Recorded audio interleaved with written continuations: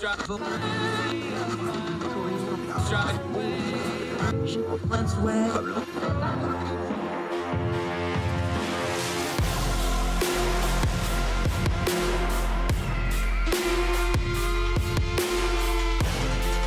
your host, Andrew Donaldson. This is Heard Tell. It's Heard Tell show for Monday, January 17th. The year of our Lord 2022 is in full swing. It's Martin Luther King Day in the United States of America. If you have a holiday today, please enjoy it safely. Have a good time. Make sure you find some time to reflect in there on top of it. If you're working, get on the grind. It's Monday. Let's get after it, folks. Glad you're with us. We appreciate your time wherever you are across the street or around the world. It is a privilege to get to do this with you and have you with us. So thank you so much. Plenty to cover on Heard Tell today. Going to talk about a situation with Novak Djokovic, popular tennis player. Going to turn down the noise on his situation down in Australia. Going to talk about the Norwegian military running out of the one thing a military really needs. Got a cool little story to end the show about a former NFL player's second act in life that is something that you probably would not expect. But first, let's start with the holiday of the day. It is Martin Luther King Jr. Day in the United States of America. And we need to talk about a few things with this. So you heard tell that this is a day that we celebrate Dr. Martin Luther King. We talk about things like civil rights, the civil rights movement, and things like diversity and what it really means. This is a word that is getting used differently in culture now than it probably should be. Most people are good with diversity. Some people seem to think diversity is a dirty word. The problem here is in America, diversity is a fact. In fact, America is getting more and more diverse. I call your attention back in August when the census data came out, the Washington Post came out with this great infographic. You can find it at the Washington Post website. It's part of their free offerings. And you can actually punch in your county by zip code or by the county name and tells you the demographic changes in your county and how your county may be diversifying and or losing population of minority groups. It's a fascinating study because what they have found with the diversity in the census is America is more diverse than ever. I will call your attention to this Washington Post piece that starts out this way. Rapid growth among certain racial and ethnic groups means the nation is becoming more diverse more quickly than expected. Census data from 2020 shows America is growing, but not equally. The data released in August by the Census Bureau, this is from August in the Washington Post, remember, will provide insight into local communities, help officials redraw congressional and state political lines, and use to determine much of the federal funding for the next decade. Major population gains in the south and western regions of the country bolstered a 7.4% national increase in population over the past decade, with some of the biggest changes being in Texas, Florida, Georgia, and Washington state. Despite the gains, the pace of national growth slowed to its lowest rate since the 1930s, and the data shows that as the country grows, its racial makeup is changing. In an increasing number of places, no individual race constitutes a large majority of the population. The biggest drivers of both growth and diversity, the Hispanic population, which accounts for 9% of the overall growth in U.S. population. And despite what you may have been told, it is not immigration. Immigration is only a portion of that growth. Most of it is folks that are already here, and its natural increases more births than death. Their birth rate is very high. Conversely, the Asian population is also exploding, especially on the West Coast and places like New York City. The Asian growth is heavily driven by immigration, and that population is growing faster and faster. A large portion of growth in the Asian population can be attributed to immigration. Since 2009, the increase of Asian immigrants counts higher than such numbers for Hispanics. Almost 60% of Asian Americans were born in another country. The Asian American population grew by 36% over the last decade and shows that it's not going to slow down anytime soon. And since it's Martin Luther King Day, what about the African American population? Well, Black Americans are still here. They're hovered around 12% of the population. That's pretty consistent, but they're on the move, and that demographic is changing. The movement of Black Americans away, again, this is from the Washington Post, the movement of Black Americans away from places like Chicago echoes patterns of the Great Reverse Migration, slowly beginning in the 1970s and continuously gaining traction. The group is moving to the suburbs and back to the South. Black people are moving to the South from a multitude of reasons: greater economic opportunity, lower cost of living, and high cultural and familiar affinities. While the Black population is shifting across the United States, it is also changing shape. Black Americans who identify as a single race are aging, adding 5 years to the median age since 2000, while multiracial Black people are younger than any other group. They have a median age of about 16. This is data from the Washington Post and the census again. Hispanics are the largest non-white U.S. population under 18, followed by Black people as the second largest non-white group in the same range. They also talk about American Indian and Alaskan Native populations that are also growing. That is through mostly birth rates and identification. And then here's the kicker. White population falls for the first time. This census marks the first decade the total number of people who identified non-Hispanic whites declined. The population decreased by 5.1 million. It is the first time this has happened in 230 years that the enumeration of the census has started. The white population suffers from two disproportionate characteristics that define their decade: high mortality and low fertility. The shift means the group is growing older and the nation's younger generations are becoming less white over time. As recently as 1990, 3/4 of the U.S. population identified as white, a portion that is rapidly declining. Now only 57.8% of the population identifies as white. Roughly 4 in 10 people identify as non-white, a figure that is predicted to continue to grow, and the nation moves towards the next decennial census in 2030. What does all this mean?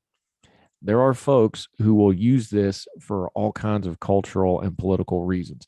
But the fact of the matter is, America is getting more diverse. America is a big country that is very diverse and a big pluralistic country. What does that mean? It means we have a lot of different people in America. We have a lot of different cultures. We have a lot of different races. We have a lot of different backgrounds. We have different ethnicities and religions. It's part of the beautiful part of America, what used to be called the melting pot. We have folks from wherever, all over. They come here, they become Americans, and that's the beauty of it. But there's still that small percentage of folks who just don't like that, or they fear that. They hear a stat like white America is declining, and they have a problem with that. Why? Why do you have a problem with that? Writing in Ordinary Times for this Monday, this Martin Luther King Day, I put some of these thoughts into writing, and sometimes I'm more articulate when I write than when I just speak off the cuff. So I'll just read you a little bit from there. And I cited the same data I just ran through with you about diversity. Diversity is happening whether you like it or not, so you better just get good with it. And if you're not good with it, you need to explain why.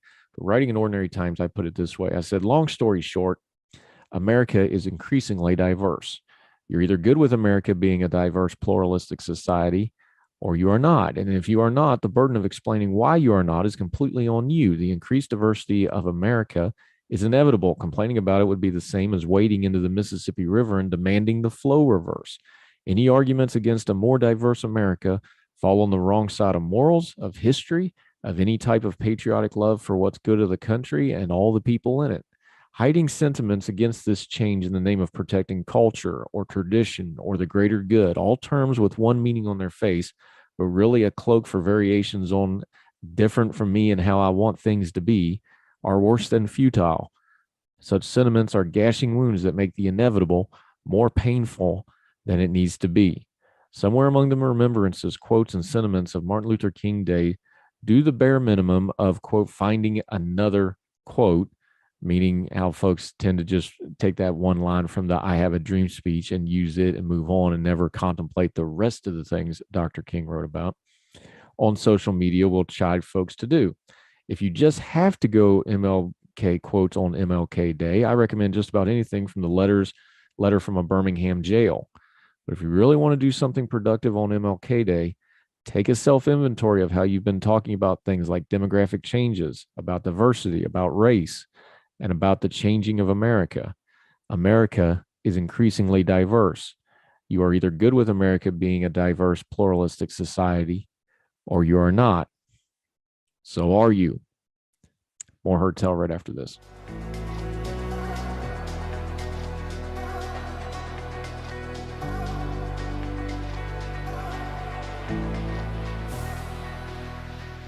Welcome back to Herd Tell. Let's turn down the noise on something that got really loud in the sports world and spilled over to the culture and politics world. Novak Djokovic is the number one ranked tennis player on the men's side in the world, and we have had a saga for the last few weeks of him in Australia.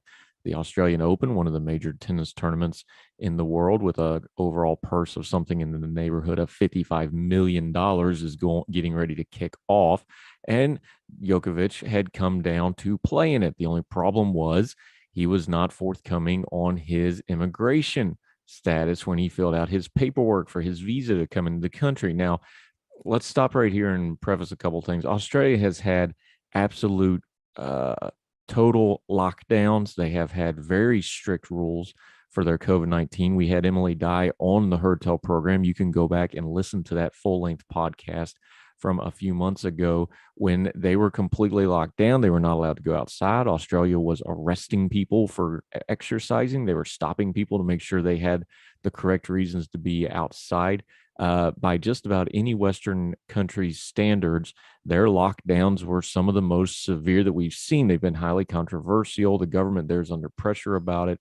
They've been slow getting the vaccines into the country. There's all kinds of issues going on. That's the backdrop that all this goes on. So if folks like Djokovic and his supporters want to say there was a political motivation here, they've got a point.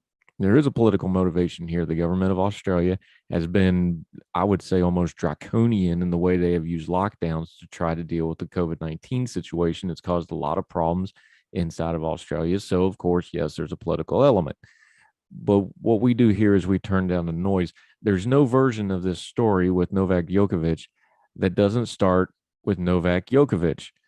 Nobody made him not have the correct paperwork. Nobody made him lie on his immigration form. Nobody made him go to Australia if he didn't want to be vaccinated. Nobody made him go do photo shoots and interviews and all these other things where he would be exposed. And then all of this is, of course, caught on camera, and all this video of him doing these things surfaced, which showed that he had not been forthcoming and truthful on his immigration form. All of that is on Novak Djokovic. He could have had some personal responsibility here and just said so and would have solved a lot of this problem. Now, what's happening on social media is everybody is grabbing this story and slamming the nice square peg of this story of a privileged athlete not wanting to play by the rules, no matter how dumb those rules may be, no matter how much you disagree with those rules, they're still the rules.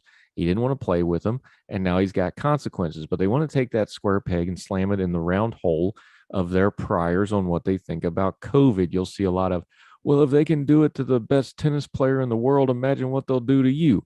Well, sure, if you try to go to Australia, lie on your immigration form, go and do photo shoots and other things when you know you've been exposed to COVID and you know you're not vaccinated, all those things are on, once again, Novak Djokovic. There's this thing going on with COVID and a lot of other things in society, but COVID is just one way it's showing, where folks are confusing freedom and rights and consequences. If you're not going to follow the rules, that's fine. And you can say the rules are dumb. You can say they're bad rules. Matter of fact, one of the great problems in a free society is balancing what a good and bad rule is and what to do when a rule or a law is bad. But there's still rules and there's still laws. And if you knowingly break those rules and laws, there are consequences. And too much of this discourse keeps coming back again and again to people that want to confuse rights and consequences.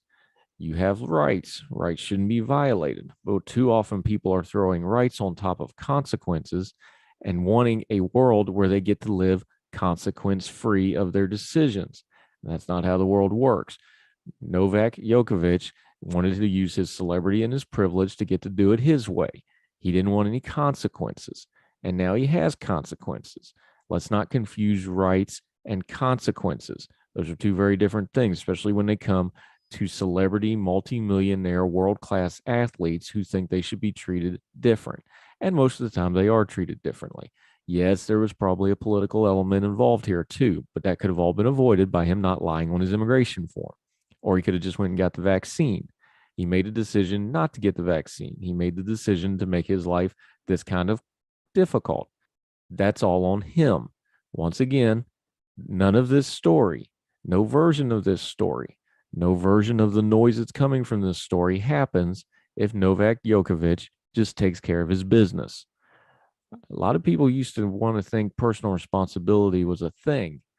But when it comes to their political discourse and cultural discourse, and they want to make a hot take online, all of a sudden, personal responsibility isn't real handy. We have to blame everybody else. But let's remember one more time, just to reemphasize real loud for the folks over in Overflow. Consequences and rights are two different things. And you don't get to live in a consequence-free world based on your actions, especially when you're privileged, especially when you're rich, especially when you have options, and you choose to not follow the rules. More Hertel right after this.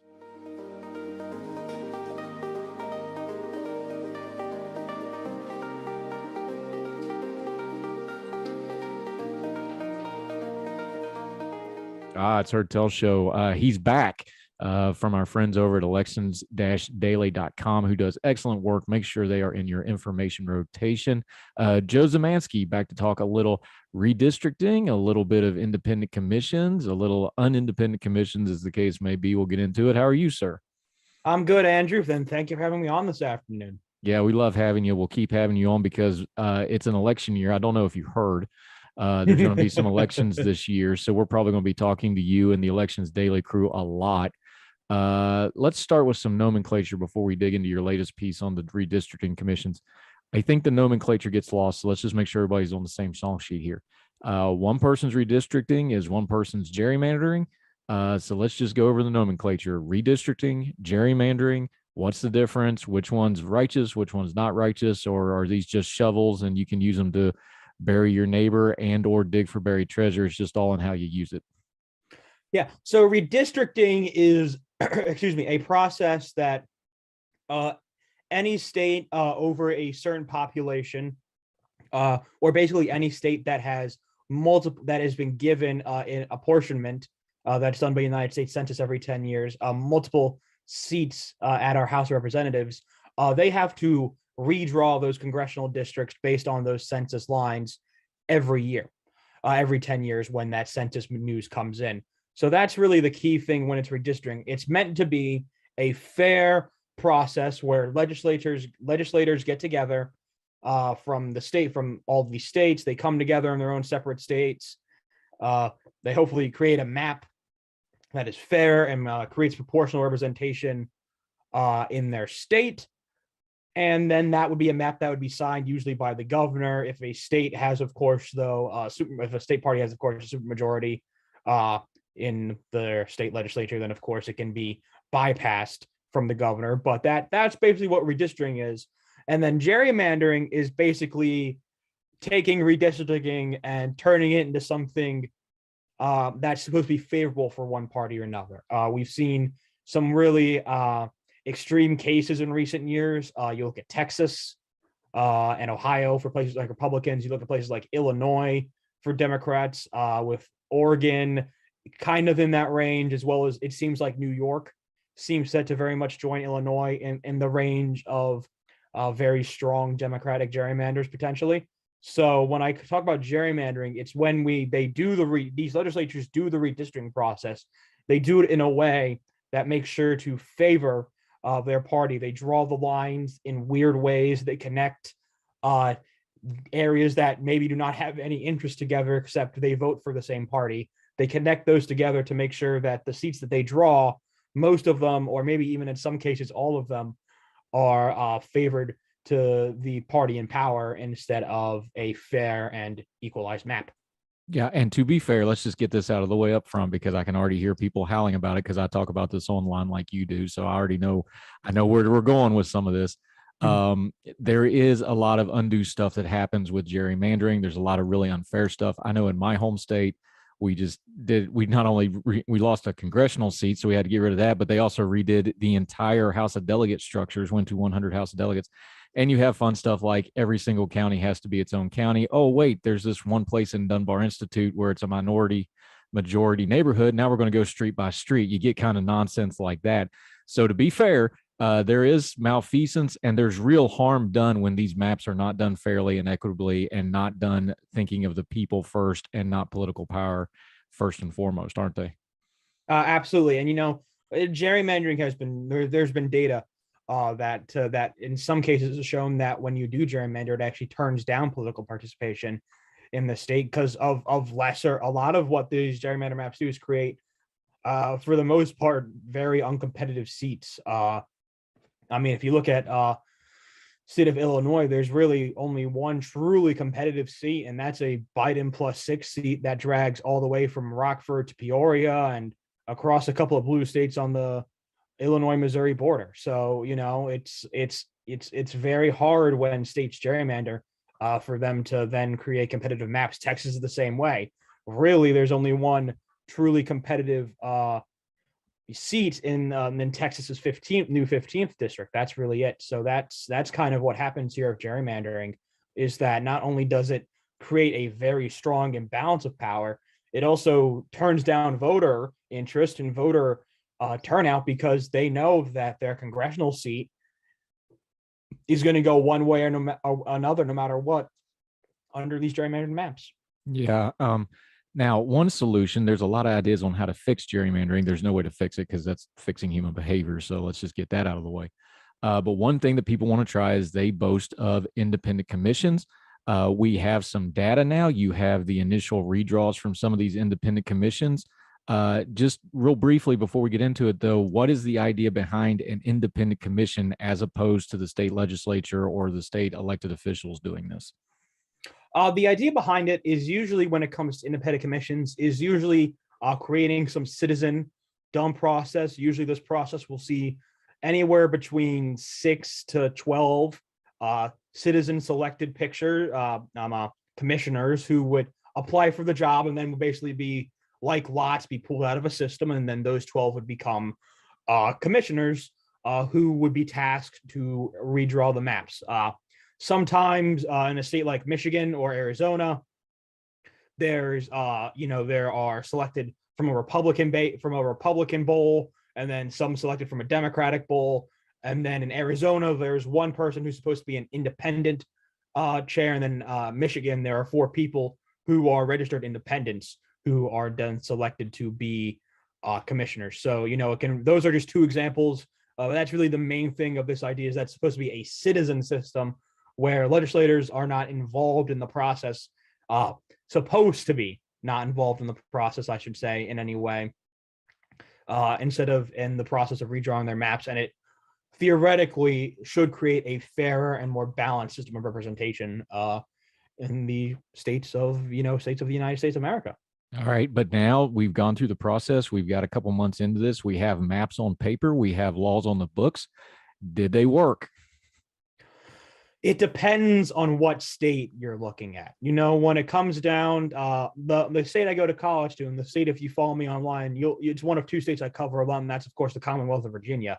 The Commonwealth of Virginia in the state of 2020, as voters were electing Joe Biden president and electing Mark Warner back to the Senate, voters by a relatively heavy margin, I believe around 30 to 35 points, passed a new amendment to the Virginia Constitution that the redistricting process for the House of Representatives, the state Senate, and the state House would now be led by a theoretical independent commission instead of the state legislatures. But the problem that showed up was that this commission still allowed state legislators in the process. There were 3 citizen commissioners from each side, but also there were 3 legislature commissions from each side, which very quickly became a problem. Republicans led by State Senator Ryan McDougal were not very necessarily doing a great job of working around with the Democratic side of things and trying to make a deal. While also on the Democratic side, State Senator Dick Staselaw was pushing very hard for incumbency and incumbent locations to be included in kind of the way they drew the map, which under a fair process should not be how things are considered. Incumbent location under a fair process for redistricting should not be considered a major part of that process. So that's really kind of the big key issue in Virginia. And then you've got some middling states. You've got New Jersey, who is, New Jersey has its own problems in which they're not necessarily legislators, but they're party, party connected, 7 party connected members are put together on a commission from 7 from each side. And then there's one apparent independent member who, if the 2 sides cannot come to a deal, will pick a map from either side. That's what's been happening in New Jersey for the last couple of decades. That's what happened this decade. The independent commissioner picked the Democrats' map, which basically shored up basically all of their competitive seats, except for New Jersey 7's Tom Malinowski. And then you've got Washington and California, 2 kind of different states in a way. Washington, I think, ended up with a very fair map, but there were shenanigans. The commissioners almost failed to do their job in passing a map. They did fail under a strict reading of the state constitution. They did not submit it to the state Supreme Court in time and to the state legislators in time, which if the Supreme Court had said that, if they had upheld that strict reading, would have meant that the Supreme Court itself, which is one of the most liberal state Supreme Courts in the country, would have drawn the map, which had a lot of Republicans concerned that would have taken out potentially 2 competitive seats in Washington that are, one is held by a Democrat and another is held by a Republican, and turned them into more Democratic leaning seats. There was some concern there. That didn't happen in the end, but it was concerning that kind of Washington for the first time came down to the wire in their commission. And then there was California's. California's did a good job in eliminating legislators from the process. It was a fully citizen selected commission. But as there has been in the past with California's commission, there's been concerns. The Central Valley region of California had no commissioners on the commission. There was no one from that part of the state there, and that was kind of the part of the state that kind of got played around with the most. Of some of the Republicans that were on the commission, they came from areas that were not necessarily indicative of Republicanism. There was a Republican from Berkeley on the commission, and if you know anything about the city of Berkeley, it is that Jill Stein got more of the vote there in 2016 than Donald Trump did in 2016. So if that tells you anything about the city of Berkeley, there it is right there. So California, in pure look at 2020 numbers and pure numbers of Biden to Trump seats, is not unfair. What California's commission did do, however, is make sure that there was, in general, a lack of competitive Democratic seats, especially in the Central Valley. There are fair ways where you can draw a similar map that creates about Biden plus 2 or 3 Central Valley seat, and ways that you can create more competitive seats around Orange County. But instead, what Democrats, the commission did, was that they created a more competitive seat in Riverside, surprisingly, for Ken Calvert, who was most of his career had a relatively safe seat in Riverside County in the Republican parts there, and they instead drew his seat in a particularly weird way that makes it only about a Trump plus 1 or 2 seat from 2020. And not only that, they drew what is now California's 3rd district from what was about a Trump plus 6 or 7 district. They've made that about a Trump plus 3 district. And at the last second, there was supposed to be only about a Biden plus 5 district that would be held by Congressman Mike Levin. But they made a last second change from the seat that saw the seat draw in a bluer part of San Diego County. It's an orange to San Diego, northern San Diego County seat. It drew in a more blue part of San Diego County and made Levin's seat more blue than it was, and likely makes him definitely a little bit safer than it would have been on what was almost the final map. So California's problem, if you look at it, just again, pure partisan numbers, not necessarily unfair, but they not necessarily do a very good job of creating many competitive seats, especially in areas where there could have been potentially more competitive seats, especially looking at Central California, so the Central Valley and Orange County. There could have definitely been a more competitive seat or 2 in those 2 areas, especially. Yeah, he's Joe Szymanski. He's from elections-daily.com. He brings us startling insights like Berkeley is somewhat liberal. And we're going to continue breaking into some of these redistricting stories. We're going to talk about a couple states, some surprises because there's almost a juxtaposition of states that had really smooth elections or having really messy redistricting fights. We'll get into that with him right after this on Heard Tell.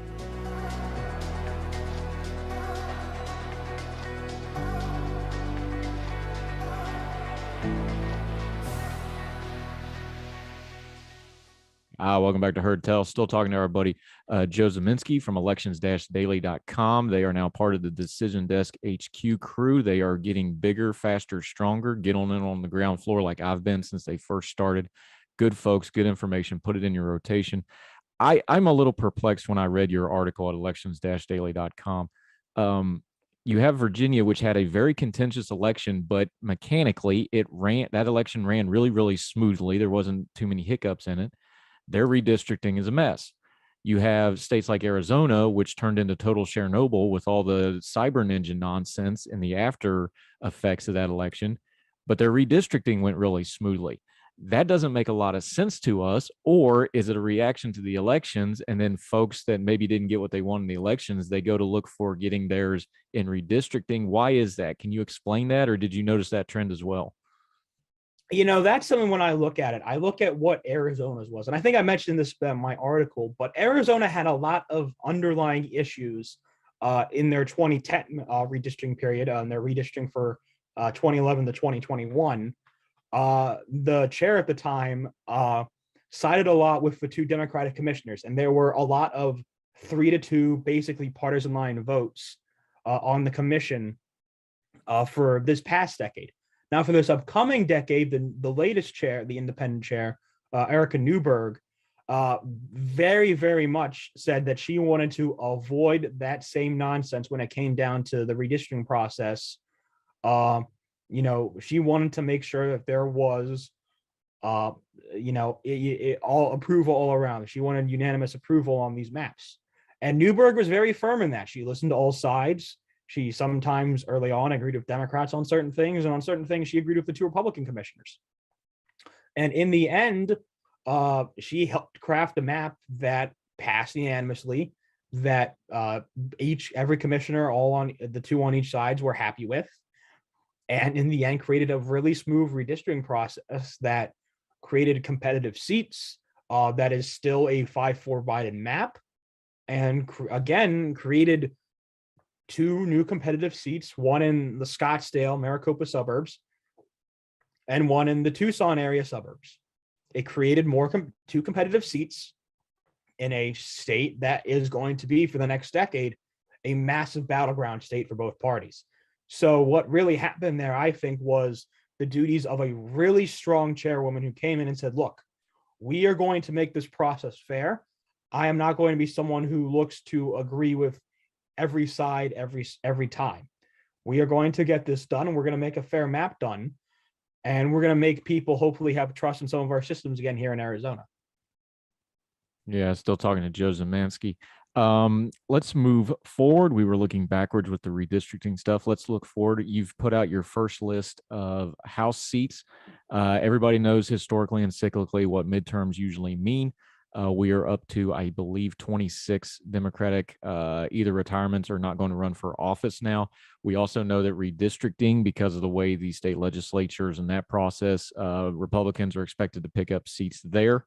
It's a lot of noise right now, so turn down the noise for us. I know it's a way too early prediction, sure to go wrong. How bad's this bloodbath going to be for the Democratic Party? Are we looking at double digits? Are we looking at dozens and dozens? Are we looking at a 40-point historic wave? What do you think we're looking at right now?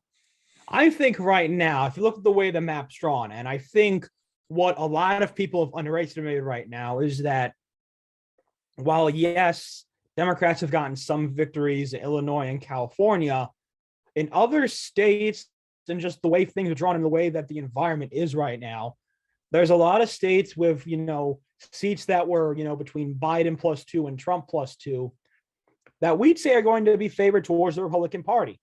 That's kind of really the thing with these midterm election years, is that these are seats that are going to be favored for Republicans, not by a whole lot, but they will be favored for Republicans. Right now, if you look at our ratings right now, and we haven't pulled up the full update yet, but with some states, of course, finishing from our first update, we have about, if I look at my numbers here correctly, we have about 149 seats right now that we'd say are favored to Republicans right now. And of about our 15 toss-ups right now, only 4 of those seats are held by Republicans. 11 of those seats are held by Democrats. And, that is going to be the way this year's going to go. A lot of these seats that are in the range of, I'd say, around Biden to Trump +5, Biden +5 to Trump +5, these are going to be competitive seats that if the environment stays the same way it is right now, they're probably going to go to Republicans. That's why right now I'd say I have Democrats losing around 20 to 30 seats right now in the House of Representatives, which they only need to lose 5 to lose their majority. I have Republicans. I think right now, if you look at where seats are going and which seats are going, I would be fairly confident in saying by this time next year, we'll be dealing with a new Republican majority in the House of Representatives. Yeah, it sure looks that way. We're talking to Joe Szymanski. Just to put a bow on this real quick, what I think bellwether states are way overblown. However, I do think there's a couple things to really watch for. I've kind of dog-eared Georgia because I think that's going to be the Trump folks. That's kind of been their Alamo. They're still smarting over the special elections there. I think Georgia is going to be kind of the one to watch. But what's your state going into these midterms? What's the state you're looking at and going, I'm paying attention to that because that's going to have some ripple effect, and that's going to be something that I'm paying a lot of attention to? I'm gonna first of all give a small shout out to my home state of Pennsylvania, who was in every year it feels like always has something going on. But the real state I'm really gonna be looking at this year is the state of Nevada. And if we see Nevada, it's going to have 2 competitive races. It seems like they're going to have a competitive race for governor, and they also have a Senate seat up that looks for sure to be competitive. This is a state that really didn't move that much, even though Joe Biden won by 3 points more nationally than Hillary Clinton did and won a majority of the vote. Excuse me. It's a state that basically didn't move from its 2016 feature. This is a state that doesn't have a whole lot of college-educated voters, especially around Las Vegas and Clark County. Has groups of Hispanic voters that we have seen trend rightwards from 2020 and 2021. So if Republicans win Nevada, both the governor's seat and the Senate seat on the night, that probably means it's been a pretty good night for them. And that's probably a show that not only have they almost for sure flipped the House of Representatives, but that also likely means that they've flipped the United States Senate as well. Yeah. Do you think Nevada keeps their caucus? I think they do.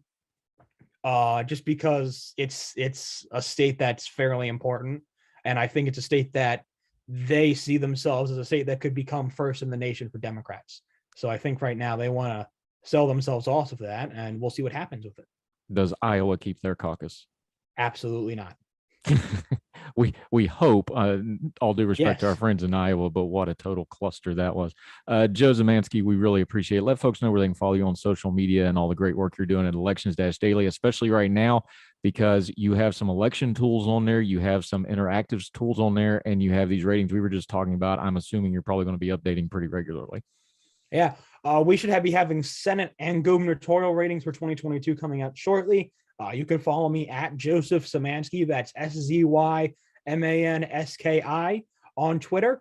And you can follow Elections Daily at elections_daily on Twitter as well. That's where we post links to our articles and as well sometimes some news and rating updates as well. And of course, if you go to the website, you can sign up for a newsletter, which will give you a nice little document of all our articles from the week. Every week on Monday, it'll give you your articles from the last week. We hope to see you there. Andrew, once again, thank you for having me on. Yeah, and I love Elections-Daily because they give you a lot of the raw data. A lot of times they'll even have like a PDF option on a lot of their stuff. They give you the information and they let you figure it out. They don't beat you over the head with it. Something I greatly appreciate. You, Cunningham, all the folks over there. Great job, buddy. We'll have you on a lot this year, I'm sure. You be well. Enjoy the last of your break there, and we'll talk soon. Thank you very much, Andrew. Have a good rest of your day. Thank you, Joe. Appreciate you, sir.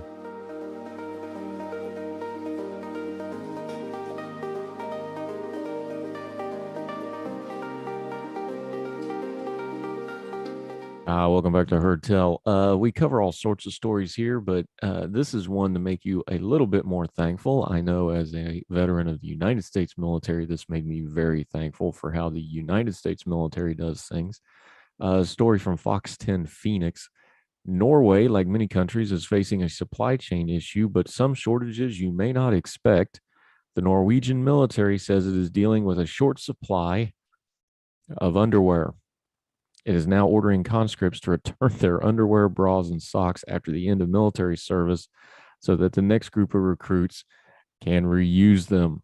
Until recently, the roughly 8,000 young men and women who every year do their military service returned their outer clothing but were allowed to leave the barracks with the underwear and socks they were issued. The Norwegian Defense Logistic Organization handles supplies for the country's military branches. It blames, quote, a challenging stockpile situation and said the move is necessary to provide the armed forces with greater garment volumes available for new soldiers starting their initial service. The used items are laundered and then checked for quality before being reissued. Thank God. Spokesman Hans Messerschmidt said that the proper checks and cleaning the reuse of garments is considered an adequate and sound practice. Military service is mandatory for both men and women in Norway and lasts between 12 and 19 months. There is one item the soldiers are allowed to keep is their beret. Fraudulent Forum reported that supply shortages have, quote, had a recurring problem for years in the military. In June 2020, a third of the soldiers' clothing and equipment was missing. Say what you want about the U.S. military. They did not reuse our underwear and socks except for ourselves. Thank God we're not in Norway. Thank God none of us are at war at the moment. More Heard Tell right after this.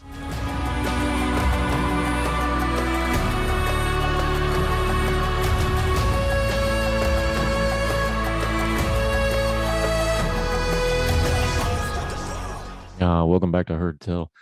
We always try to end on a good note, a happy note, a lighter note, something like this to end the things. Here's a fun story that might get your attention. Retired NFL offensive lineman Jared Veldheer was looking for a new challenge in Grand Rapids, Michigan last summer when he heard about a job opening. This is from the Washington Post. It was at his kid's school in the cafeteria. The Catholic school needed someone to oversee cooking and serving lunch for about 260 students from preschool through 8th grade. The previous manager had quit, and the school wanted to line up somebody quickly because classes were to start in 2 weeks. I wasn't looking to become the school lunch lady, but I figured this was something I could handle, said Veldheer, 34, who was once named the NFL's most indispensable players. Veldheer, who had played for several teams, including the Green Bay Packers, the Denver Broncos, the Oakland Raiders, said he was intrigued by the job in part because he loves cooking, and also as a professional athlete, he spent a lot of time focused on nutrition. I'd eaten meticulously for more than a decade, and I thought there's value in being able to cook and provide kids with a good, nutritious lunch, said Veldheer, with two children, Eva 6 and Edwin 4, attend St. Paul the Apostle Catholic School. He accepted the job at $15 an hour. That's a far cry from the millions he made in the NFL, including $29 million with the Arizona Cardinals. He did it for the experience and to help out, he said, not for the money. As soon as the cafeteria was renamed the Spa 68 Cafe after his NFL uniform number, students and parents said they right away saw a difference in the $3.50 lunch menu. Slices of pizza with salty tomato sauce and greasy cheese were history, as were the chicken nuggets, French fries, and sugary desserts.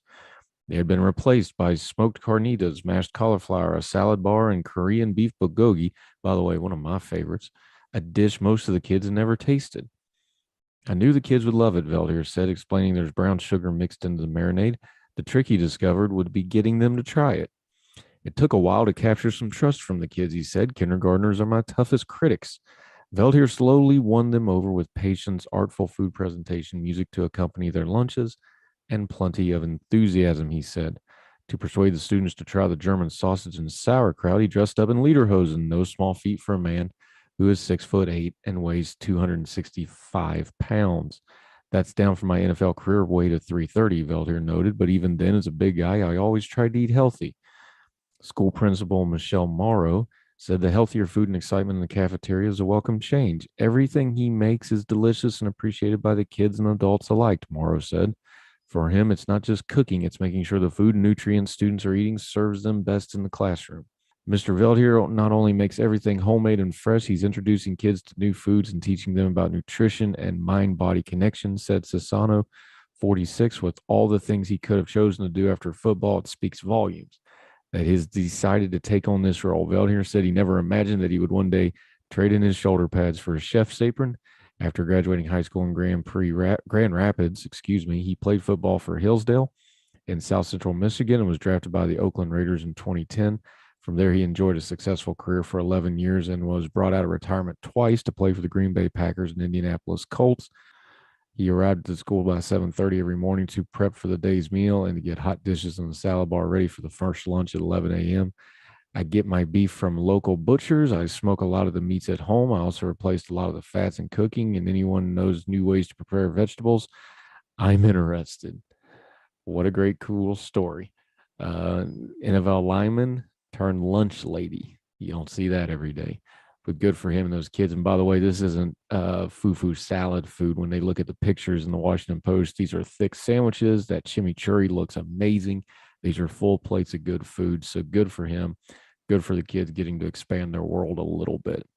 That'll do it for Heard Tell today. However you're watching or listening, we sure do appreciate it.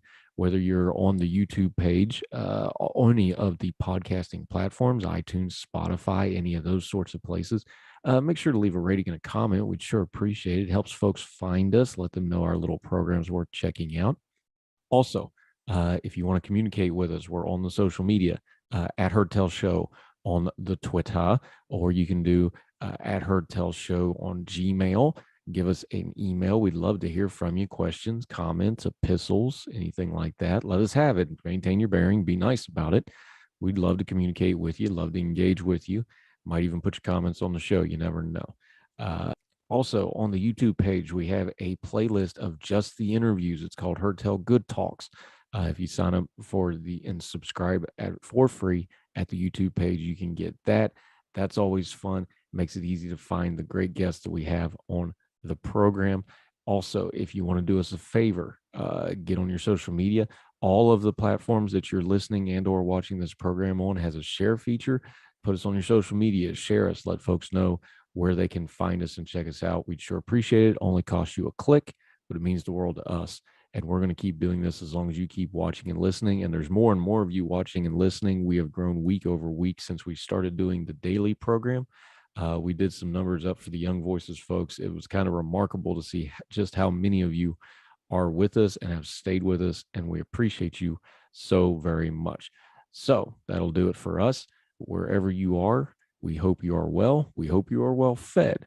We hope you and yours will join us again tomorrow for more Heard Tell. See y'all tomorrow. All the music on Heard Tell is provided under a Creative Content license from monstercat.com.